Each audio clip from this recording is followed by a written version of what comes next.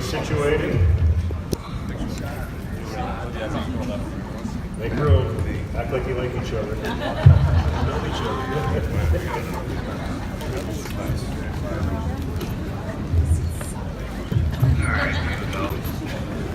As always, we try to get to as many fan questions as possible. There are microphones lined up in the rows, so if you have questions for Joe and the coaching staff, we will get to as many as we can here over the next hour.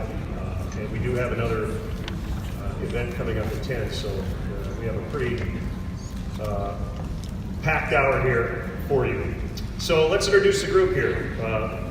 Staff assistants Juan Cabreja and Franklin Font. Yeah, Franklin! Chad Noble at the end. The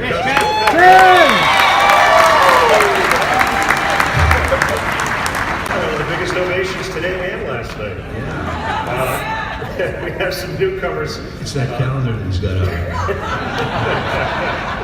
We have some newcomers on the staff that actually, you remember what a great 2015 season he had as he finished his Major League playing career with the playoff-bound Cubs that season. The Cubs' new quality assurance coach, Kristen Orfield. Yeah, D-Nor!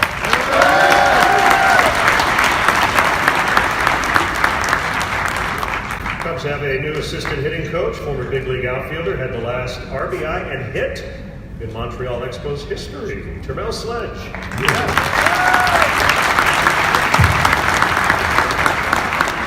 Cubs new hitting coach returns to the organization after a 3-year stint as the Texas Rangers hitting coach. Please welcome Anthony Iapoce.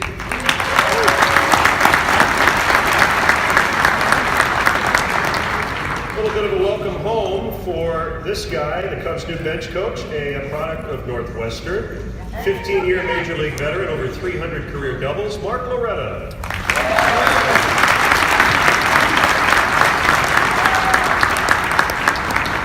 Really a great story. This guy promoted from within, was a coordinator of advanced scouting.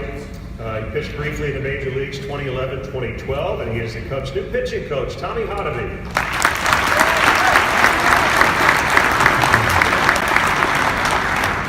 Cubs associate pitching, catching, and strategy coach. He keeps adding titles to his business card. 8th year with the Cubs, 23 years of Major League experience, Mike Morzello.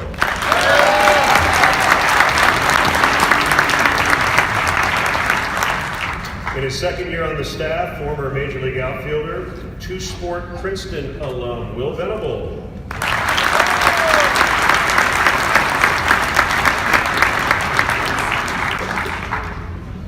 In his 31st season in the Cubs organization, bullpen coach Lester Stroh.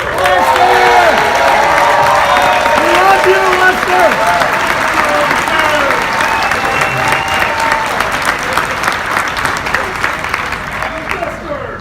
One coach, our favorite, Brian Butterfield, unfortunately had a family situation and wanted to be here today but was unable to be here. But we're thinking about Brian. And in his 5th year as a Cubs manager, first ever to lead the team to the postseason in 4 consecutive seasons, including 2 division titles, the 2016 World Series championship. 387 wins with the Cubs, that is a team record in his first 4 seasons with the team. And year 45 in pro ball. Please welcome Joe Maddon.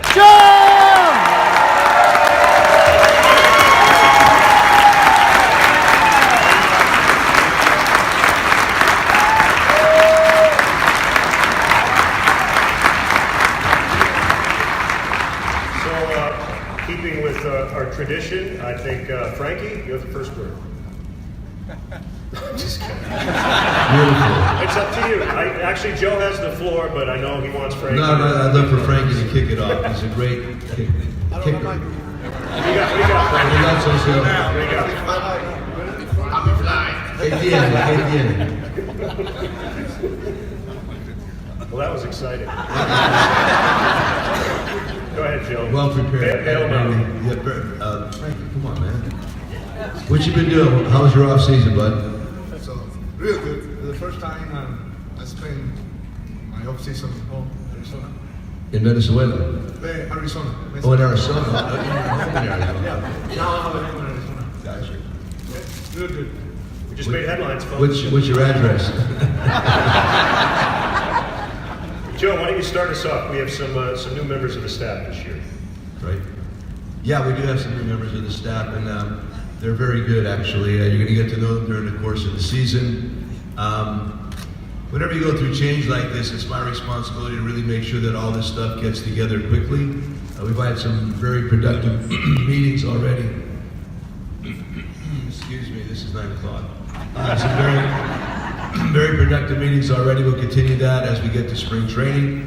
But I think you're going to be very impressed with their personalities then, but also their baseball intellect. We feel very fortunate to be able to grab some of these guys this particular off-season. I know that they're going to work extremely well with our group this year. For me, it's exciting always as, I realized 45 years, dude, I didn't know that. And furthermore, did you guys stay in a hotel last night or did you drive here today? Okay, that makes more sense. Well, you get a horizontal snow coming in. Anyway, it's really exciting. I really enjoy this kind of a challenge. I like to teach. Managing and coaching are two different things. I mean, sometimes people don't really differentiate, but there's a total difference between the two. So this year, I'll probably get more of an opportunity to coach a little bit, which I'm looking forward to. With this particular group right here, you're going to find them to be more than competent, great guys, and very key to our success. I want to ask a couple of the new guys, just their thoughts on becoming Cubs. You mentioned Anthony Iapoce was in the Cubs organization before taking over as the Texas Rangers hitting coach. Welcome back, and just your initial thoughts on the new task. It's awesome. It's awesome to be back. I don't know if the fans know, but I used to live in Northwest Indiana for about 9 years. Cherville. Doing camps and clinics and private lessons and building relationships with the people of this area, the Chicagoland area. And while you're doing that, I wasn't working with the Cubs at that time, but you see like this huge passion for the Cubs, especially the Cubs-White Sox relationship. So it's awesome. When I first got my opportunity as a hitting coordinator in 2012, when everybody came on board and started the rebuild process and watched these kids in instructs, seeing them last night, you get pretty emotional seeing them. You talk to them in the off season, but when you see them and hug them, you see them grown up a little bit. You see them start to physically fill out, and you hear their talk, and they're confident and positive, and they're Cub. And you're ingraining that in them 2012, 2013. So it's awesome. It's awesome to be back. Excited to be here.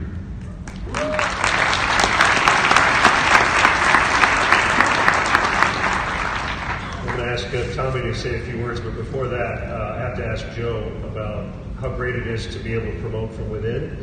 Typically, when a coaching change is made, you go outside the organization and you bring someone in from someplace else. But I think everybody, when they found out Tommy was going to become the pitching coach, they were thrilled. It's so well deserved. Yeah, I mean, being a minor league grunt myself for so many years with the California Angels and then the Anaheim Angels, when you worked your way up through the ladder, you always wanted to believe that people were watching, that people would recognize your talents, that you would get that opportunity. You want to believe that hard work is going to go rewarded. We all want to believe that. So for me personally, I do love when we were able to promote from within. I think it sets a great tone for the organization.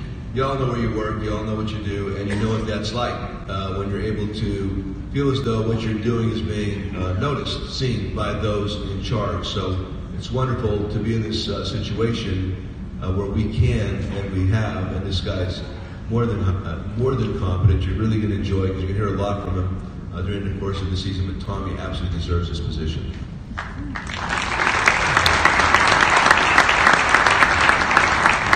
Tommy, congratulations. Just your initial thoughts on tackling this new challenge. Yeah, when you talk about the opportunity that I have here, that we have, kind of being promoted from within, it's more for me not necessarily a promotion for me, but more of a vindication and a vote of confidence for our current pitching infrastructure we have. We've all been together now for Worsey and Lester and Noble and I have been together for, this will be our 5th year. So it's not like we have a ton of new things in place, relationships that we have to form. We've been working together for a long time, and Lester Strode's been here for 31 years. So we've got a guy that's got a ton of experience, and so we're gonna ton of experience. And we're gonna work. Yeah, we work so well together. And then with Borzy too, the conversations we have, the things we've been able to do. I just look at this more of our pitching infrastructure and the amount of experience. And how many World Series rings do you have? Just five. Just five. And then too, and Noble's such a good dancer. He picks up that aspect.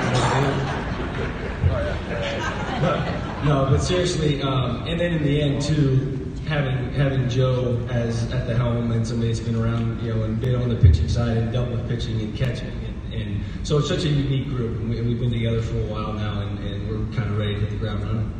Great.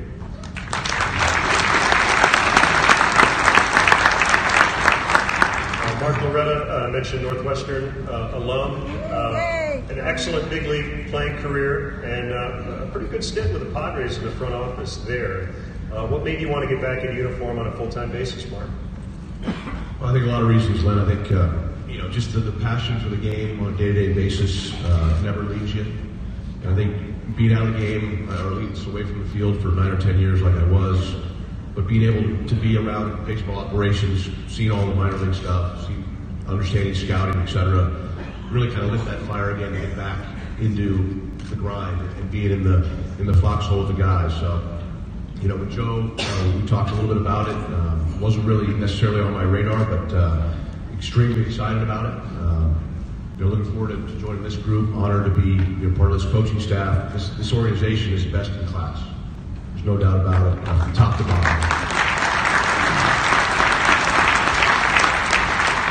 Just the way that my wife and I have been treated these last couple of days with you guys, the fans, second to none.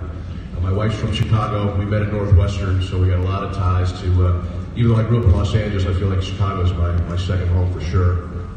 But extremely excited. I always wanted to play for the Cubs. Never worked out. A couple of trade rumors, got excited there for a minute, but now to come and put this uniform on is really special to me.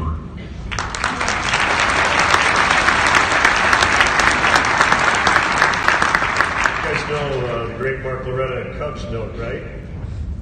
2008, 2-game series, Cubs, Astros in Milwaukee. You remember what happened? Mark had the only hit in the 2-game series for the Astros. I believe it was a 7th inning hit off Ted Lilly in Game 2. Yeah, somehow, thanks to the hurricane, the Astros were playing a home game in County Stadium, or at Miller Park. So you can imagine how many of you guys were there. It was really felt like home.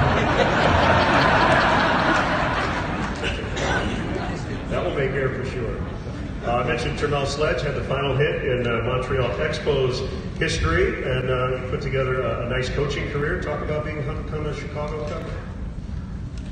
Well, 2015 was my first year coaching, and I was fortunate enough to, after my playing days, I said to myself, I probably will never coach.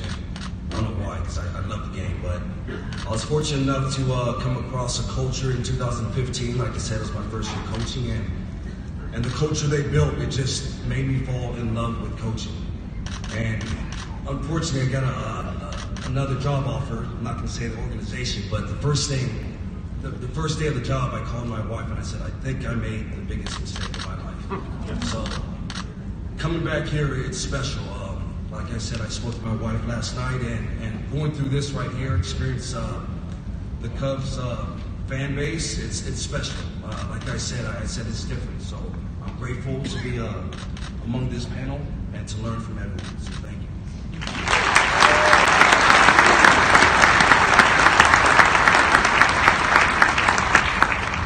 Dino, you had some pretty big hits in 2015, and it's interesting, you were a Cub for about 10 minutes in terms of your big league career, but I think everybody in this room thinks of you as a Cub. What a year that was. Well, my answer is pretty simple. I had such a good time here in 2015 that when I finished my career, I just knew I had to come back. So, and it starts with the people in this room. You create this energy for us up here and in the dugout that it's just not everywhere. So when you find something that's special and then you have the opportunity to continue doing this every day, I mean, I get to come to the baseball field every day and love what I do. And I'm so excited to be able to continue with everybody up here and keep learning. So thank you guys. You guys make me very happy in my life. So thank you.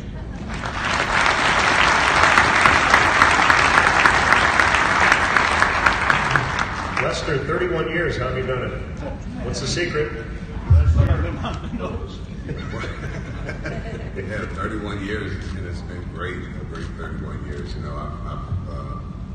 I've been a part of a few bad things, a few good things, and some great things, and here recently been very, very great. So just coming in here, I'm very grateful to have another year here working with Joe and the staff here. I'm looking forward to the great year that we're going to have this up and coming season, and also again having fun with the fans out there. And I have, you know, I can't say that it's just been great for me, you know, and I'm just loving every year that every opportunity I get here.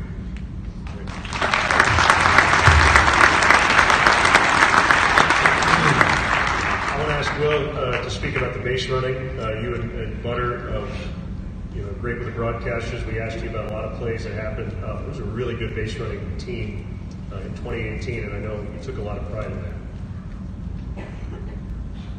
Yeah, I think it's pretty easy with the group we have. These guys understand how important it is, and you've got guys like Javi who can't teach him anything. It's just special what he does. Anthony Rizzo, who is a great base runner, although he thinks he's fast. Something that we're working on, helping him pick his spots. But it's a great group. They're easy to coach, and I think it's great too that from Joe, the rest of the coaching staff, everybody just knows how important it is. And so it's easy for me and Butter to go to work and just help us get better.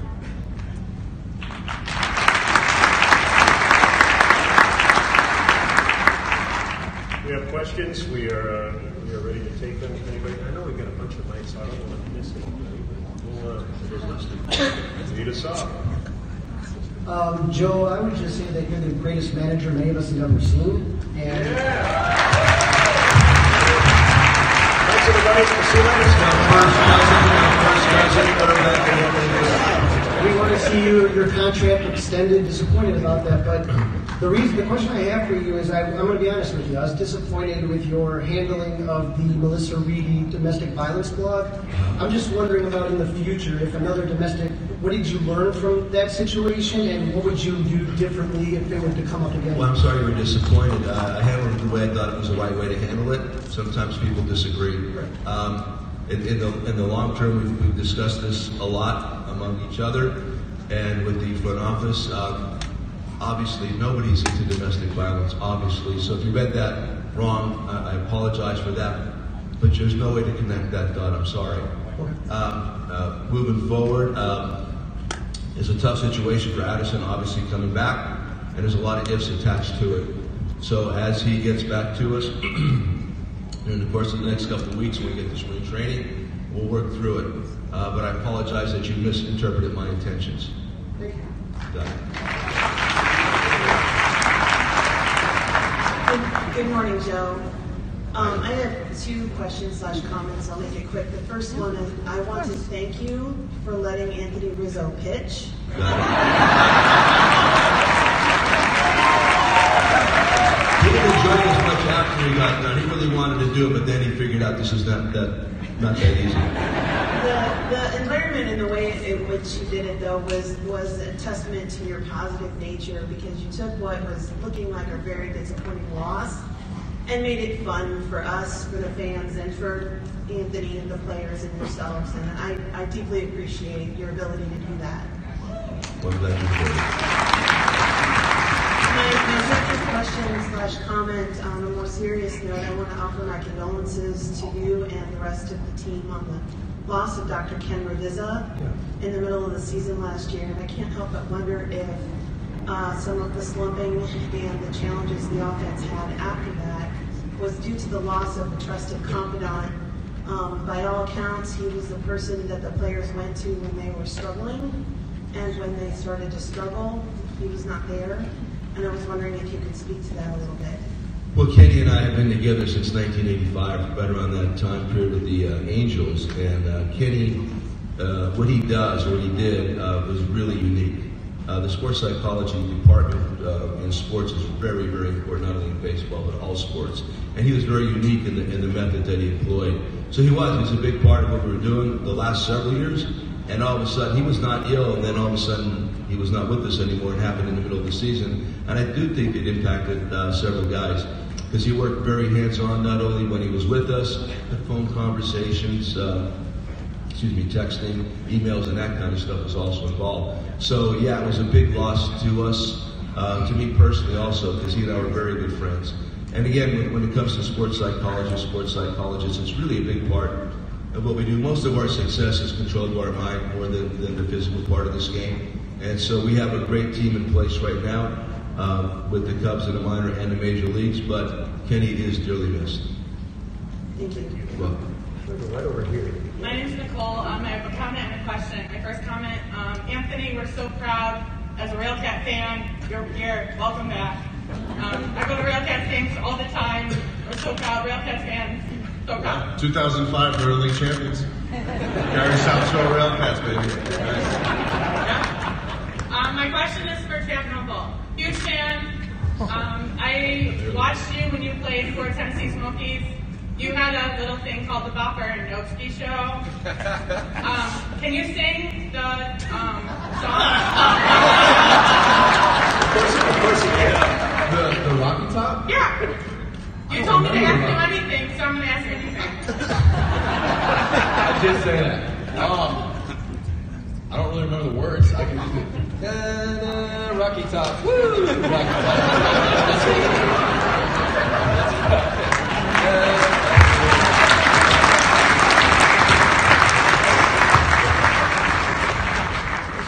Yes, over here. Hi, good morning. My name is Vito Parisi from Arlington Heights. Joe, I just want to compliment you and your staff from last year, because I think your 4 years here, obviously the World Series, tremendous year, but I think you guys did some of your finest coaching, managing last year. We did, go to the World Series, one playoff game, but I think a lot of fans forgot in the second half. I think the numbers were you played 57 games in 59 days, 30 games in a row, and just the mental grind of that, the physical grind, and just take a short survey here. How many people worked at their job 30 days in a row? Something, but something not easy to do. And I just want to compliment you on you and your staff, and I think you guys did a great job. And Chris Bryant played half the year. The injuries we had, we won 95 games. I think it was a tremendous year. Well, I think that was a testament to the culture. I mean, when you build winning the games, the NLCS, 3 years in a row, and then last year, there's something to be said to learn how to win as a group, and I think that's what had happened over the past couple of years. So you get in a situation like that with injuries and all this, maybe some performance not what you would expect, but you're still able to win. And I think that's part of the culture that we have built.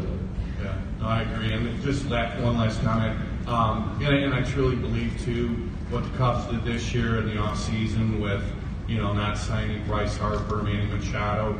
Financially, it makes no sense. And we have a tremendous core here. And I really salute the leadership of the Cubs to go forward with that. That's true leadership when you're getting so much pressure from the outside. Do this, do that. And you guys believe in the core. We believe in the core. We're healthy in 2019. We're World Series champs again. Go Cubs.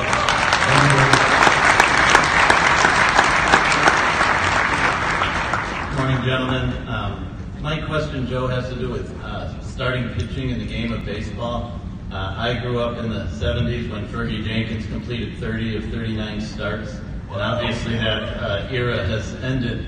But I do wonder, we're one of the few sports where, in baseball, basically people come to see pitching and hitting, and we see less and less of our starting pitchers. And this isn't so much about the Cubs and strategy as it is just in terms of the pace of play issues and the longer games. And since they did it for so many years, aren't starters capable still of going 7 and 8 innings? And is there an argument to be made for having them go longer? Well, some are and some aren't. I mean, it really comes down to that. We have a couple guys on our staff, and Johnny Lester does not want to come out of a game, obviously. There's other guys, and it's very good. Like John Lackey, who was the prime example. You go get the ball from John Lackey. That is no fun. That is never any fun. Part of it is, excuse me, I get over a cold. Part of it is, if you drink water.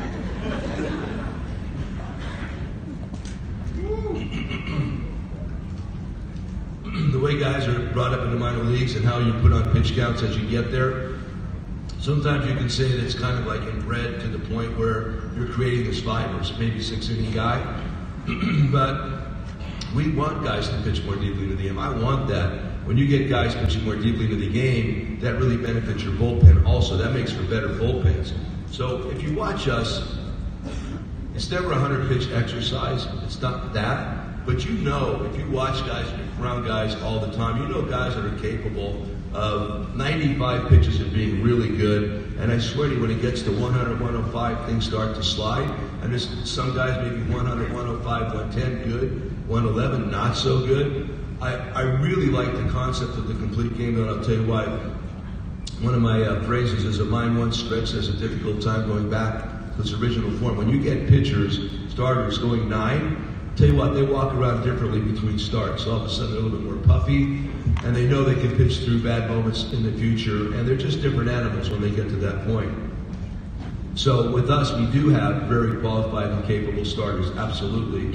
I want them to go more deeply into the game. So there's really no restrictions from on our end of things. I think it's just bullpens have become so good. Recently with the Yankees have just done through their bullpen, you look at that, and man, but it's 95 plus. From the 6th inning on, it makes it really hard to hit. It's all these factors are involved. Having said that, I love starters going 6 plus. I love when they go 7. When they go 7, your bullpen, it's easier to dole it out, and it's easier to keep these guys fresh. So I don't think you're ever going to see the Bergies and the dudes like you had in the past. But if we have the ability within our group to get deeply into the game, I like it for a variety of reasons.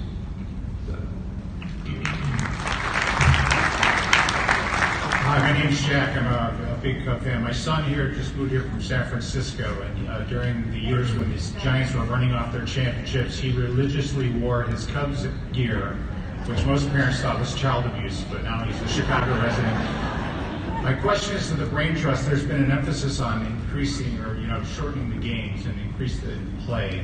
A couple ideas that were thrown out there as far as what they're using in the minor leagues, where they start the extra innings with a man on second base. I want to get your opinion on that. The other one was that they wanted to outlaw the shift during extra innings. And the third one would be they would only play the walk-up music for each batter during their first at-bat only. What are your thoughts? Who are you asking? Anybody? Or? Anybody on the panel? Let's answer that one. Hello, get in there, Mark. Get in there, man.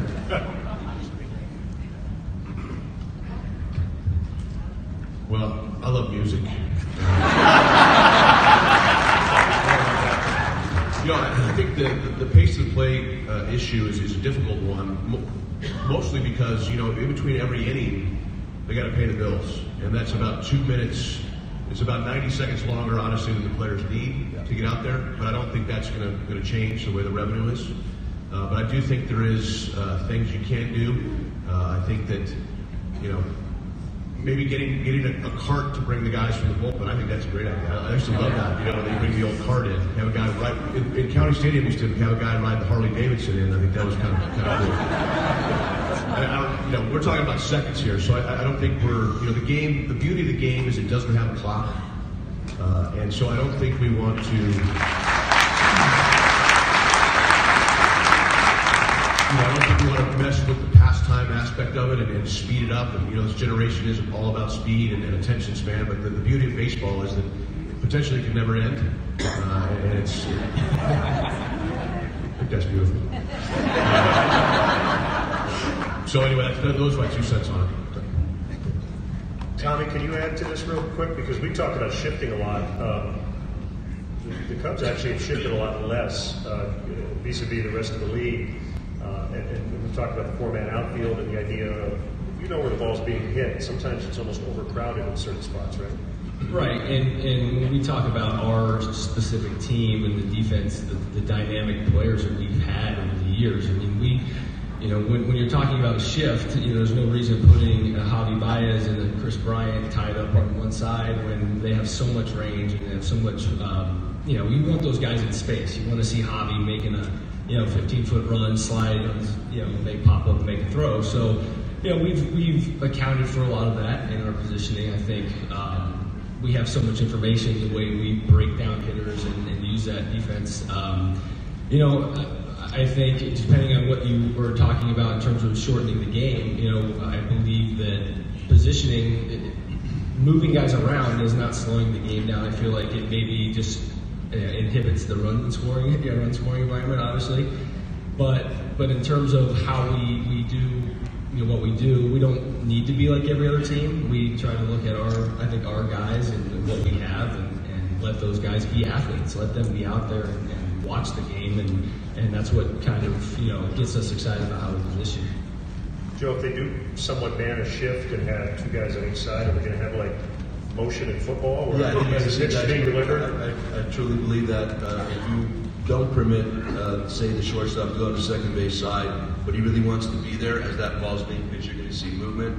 You're going to see hitters complaining about defenders moving in their eye vision as they're trying to see the baseball.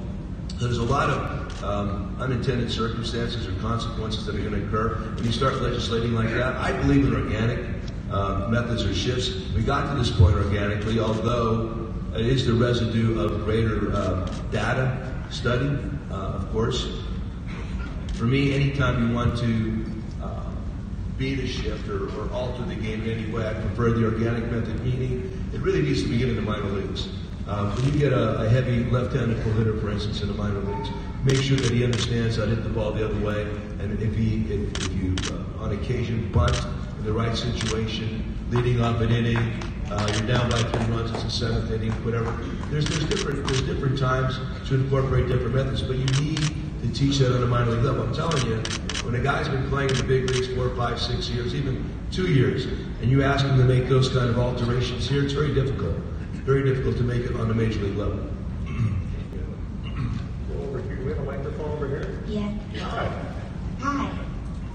So this is a little bit of an idea. So you guys were saying that you should make the game shorter. So I had some ideas. So maybe around the 5th inning, they could set up some tables in the outfield, and the players could start playing board games. Whoever wins the most wins the game. You could play rock, paper, scissors, or you could either have dancing contests. I think the baseball should be blue, but I also have one more question. It's for Joe Maddon. So I'm doing a video about the Cubs convention, and could you just say, "Wow, Kaden, that was a great video"? Wow, Katie, that was a great video.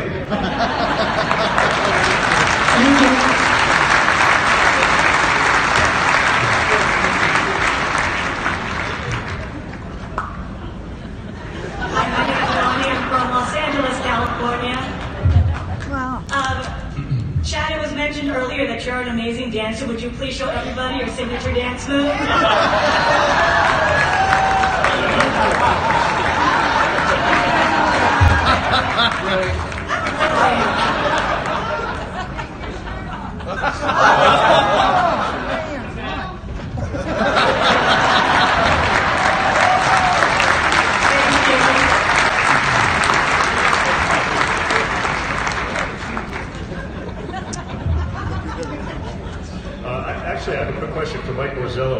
occasionally we'll get a shot of you after a big out, and you are.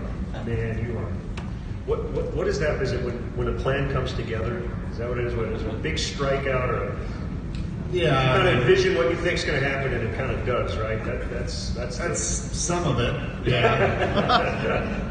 Some of it is you feel like you just escaped the situation. Sure.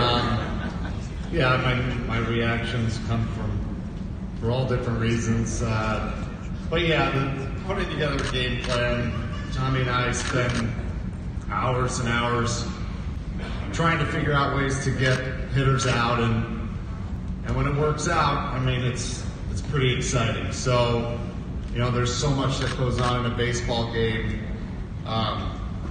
especially behind the scenes that you don't get to see. And then when it all works out, or all that time pays off, it's pretty exhilarating. The buy-in is results, right? Because you can tell a guy, this is what you need to do to get this guy out, but if it doesn't work, it's hard to get some pitchers to buy in, right? And when it does, they... Yeah, absolutely. I think we're lucky enough now. We've had some success over the past 5 or 6 years. We've had a lot of the same names on the staff, which makes it easy for us when we acquire new pitchers. That we already have a John Lester, Kyle Hendricks, or whoever on board backing, our infrastructure, and guys come over and they immediately see that, so it makes it an easy transition. Every team is different. Every team puts together their own data and information differently. Some don't do a lot. We do a lot, but you don't want to over-inundate pitchers with too much, or even our catchers with too much information to where that they can't handle their task at hand while they're on the field because they're just too much. So we try to condense a lot of info, bullet points, and hopefully it all translates on the field.